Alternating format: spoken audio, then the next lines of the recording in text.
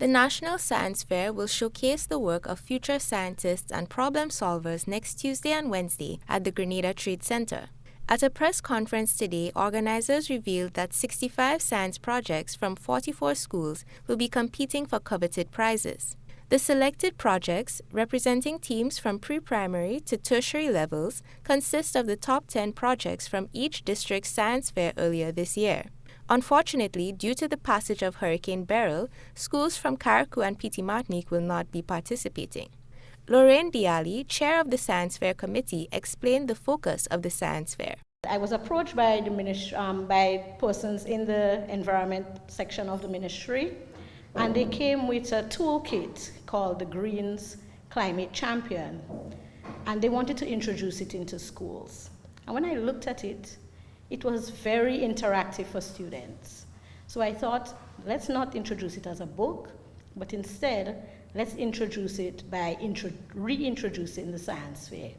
And as a result, the science fair restarted that way, and it has always taken themes relating to environmental science, because we think this is very relevant in today's society. The selected projects represent 7 categories, including the newly added robotics category. Marian Geis, head of project at GIZ, one of the fair's organizers, said the science fair is inspiring careers in new technologies.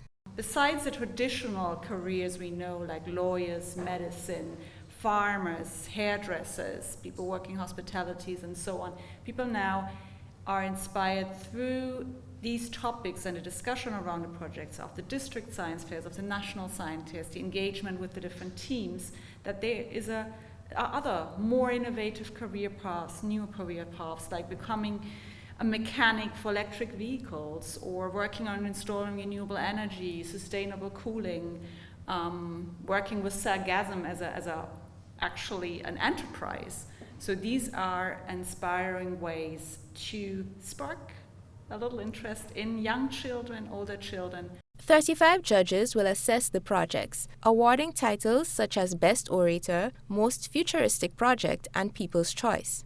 Jason Douglas, another representative of the Science Fair Committee, spoke about some of the projects on display. We're prone to hurricanes and other natural disasters and so on. So we also saw some interesting ideas regarding climate resilient infrastructure, right, which I think would be very interesting. And you really have to come along to see some of the innovative ideas surrounding the sargassum. I was blown away by some of the projects from the district regarding the sargassum, the uses of the sargassum. The science fair will be closed for judging on Tuesday, November 11th. The exhibition will open to the public on Wednesday, November 12th. Reporting for GBN News, I am Deidre Seeley.